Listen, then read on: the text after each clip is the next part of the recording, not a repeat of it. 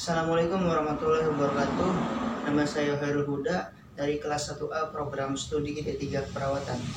Di sini saya akan mempraktekkan pemeriksaan fisik, abdomen, genitalia, dan ekstremitas.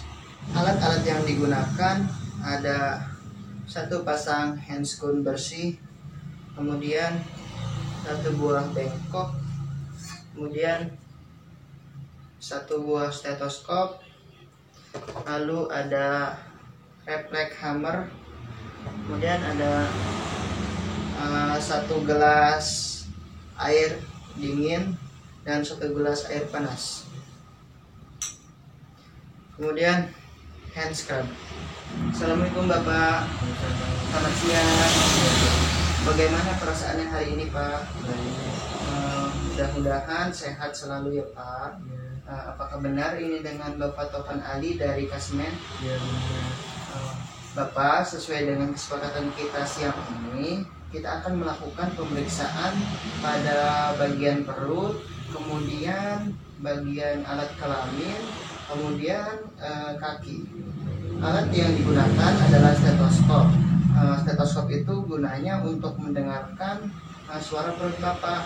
Kemudian nanti tangan dan kakinya akan diketuk-ketuk untuk melihat sejauh mana refleks yang ada di kaki dan bagian tangan Bapak. Untuk kontrak waktunya sekitar 10 menit sampai dengan 15 menit. Apakah Bapak bersedia? ya, Baik Bapak, jika Bapak bersedia, saya akan mengambil alat-alat terlebih dahulu. Langkah pertama, kita siapkan peralatan, kemudian cuci tangan,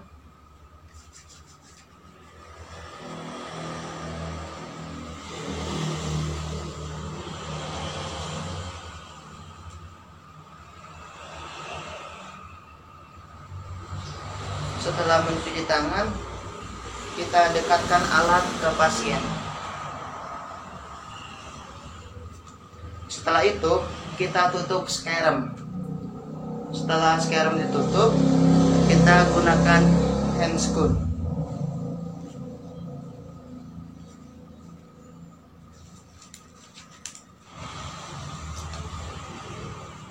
Kemudian kita posisikan pasien senyaman mungkin. Pak, bagaimana? Apakah sudah nyaman? sudah. Baik Pak, saya buka dulu ya Pak bajunya. Yang pertama adalah inspeksi atau melihat. Kita lihat warna kulitnya sama atau tidak dengan yang lain, ada bekas luka atau tidak. Kemudian kita auskultasi atau dengarkan suara perutnya. Pak, saya cek dulu ya Pak.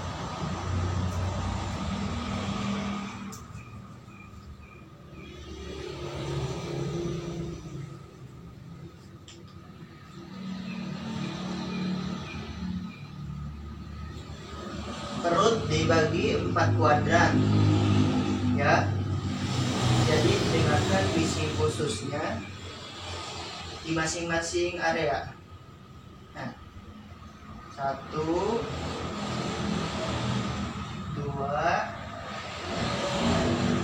3, 4.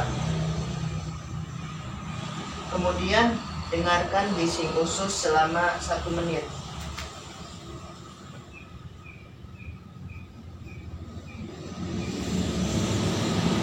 Bapak sudah makan atau belum?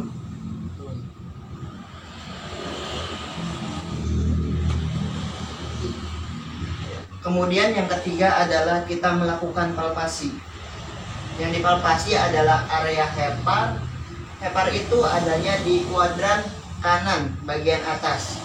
Jadi satu tangan di bawah, kemudian satu tangan di atas. Jadi Bapak nanti tarik nafas dalam ya.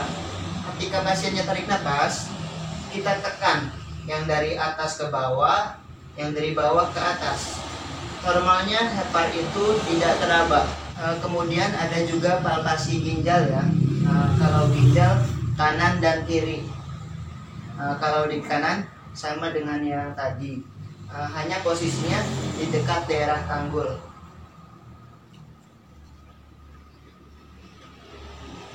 Diraba, normalnya juga sama dengan yang tadi ya, tidak teraba. Kemudian kita palpasi kandung kemih. Kalau ada penumpukan urin, biasanya ininya teraba keras ya. Itu untuk pemeriksaan abdomen. Pemeriksaan berikutnya adalah pemeriksaan alat genitalia atau organ kelamin. Tidak semua pasien mau diperiksa alat genitalianya atau alat kelaminnya. Jadi kita tanyakan dulu kepada pasien apakah mau diperiksa atau tidak. Baik Bapak, saya di sini akan memeriksa alat genitalia Bapak atau alat kelamin Bapak. Apakah Bapak bersedia? Tidak bersedia. Pasien mengatakan tidak bersedia. Jika pasien mengatakan tidak bersedia, kita cukup tanyakan saja kepada pasien apakah ada keluhan di alat kelaminnya atau tidak. Bapak, pada alat kelamin Bapak apakah ada keluhan? Tidak ada. Baik. Nah, jika pasiennya mau diperiksa, kita lihat ya, kita buka, kemudian kita lihat kebersihannya. Antara rambut sudah tumbuh atau belum, disesuaikan dengan usia pasien. Kemudian jika pasiennya perempuan, kita lihat di dalamnya ada labia. Kemudian kita lihat kebersihan labianya. Itu untuk pasien perempuan. Langkah berikutnya yang akan kita periksa yaitu ekstremitas. Ekstremitas ada ekstremitas atas yaitu tangan, kemudian ada ekstremitas bawah yaitu kaki. Untuk kaki kita periksa yaitu kekuatan ototnya. Kemudian otot-otot ada dua yaitu otot tangan, otot kaki, kanan dan kiri. Baik Bapak, di sini saya akan memeriksa bagian kaki Bapak. Jadi saya akan membuka selimut Bapak.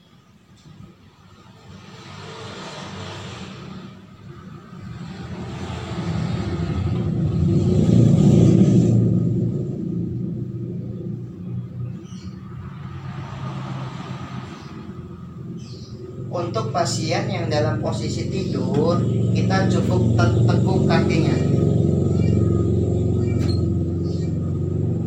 Jika pasien sadar, kita minta pasien untuk mendorong. Pak, tolong dorong ya Pak. Jika pasien kuat, berarti nilainya 5. Kemudian kita lakukan di sebelahnya. Pak, dorong ya Pak. Lagi. Baik.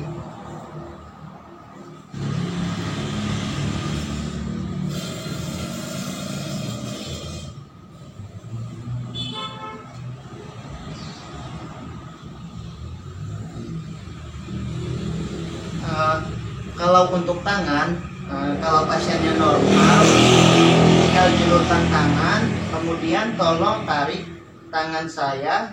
Kalau dia bisa narik, ada tahanannya, berarti nilainya 5. Bapak, tolong julurkan tangannya, kemudian Bapak tarik tangan saya. Oke, sebelahnya ya Pak. Tarik Pak. Baik, jadi nilainya ini 5, 5, 5, 5. Kemudian ada juga refleks untuk ekstremitas tangan. Untuk refleks diperiksa dengan refleks hammer. Di tangan ada 2 refleks, ada diset dan diset. Kalau diset yang lurus dengan ibu jari,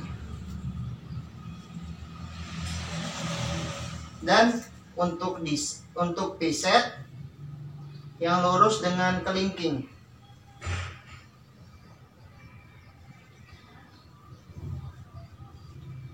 Begitupun dengan yang di sebelahnya. Kemudian ada satu lagi di tangan pemeriksaan propriosepsi. Bapak matanya tolong pejamkan ya. Ini air dingin atau panas? Panas. Ya benar. Satu lagi. Panas. Ya benar. Ini air dingin atau panas? Dingin. Ya. Dingin. Ya dingin. Kemudian ada juga tajam tumpul. Baik Bapak, tolong pejamkan matanya. Ini tajam atau tumpul? Tajam. Ini Tumpul. baik. Ada juga ekstremitas bawah. Kalau pasiennya dia tiduran, jangan dipaksa untuk duduk ya. Bisa juga pemeriksaan refleks patella menggunakan refleks hammer.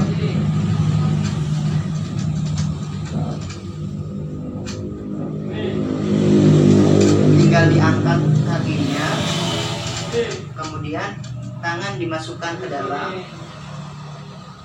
Kalau ininya sudah berat, berarti dia rileks. Jika belum berat, berarti pasien tersebut belum rileks. Kemudian kita ketuk. Jika bergerak, berarti pasien normal. Baik, sebelahnya.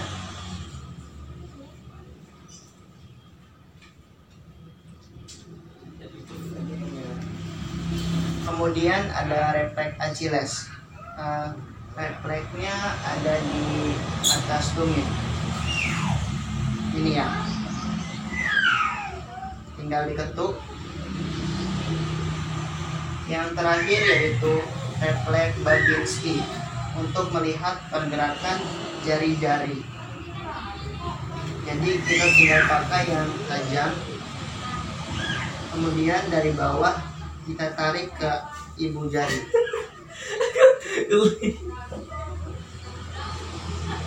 Kemudian yang terakhir pemeriksaan keseimbangan. Baik Bapak, Bapak berdiri ya. Sini ya. Dia berdiri. Saya bantu.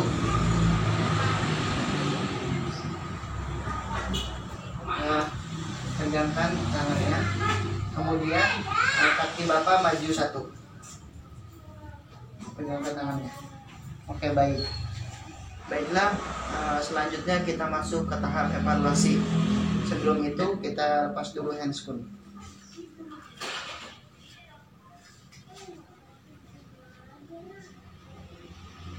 Baiklah, bagaimana perasaan Bapak setelah kami lakukan pemeriksaan fisik?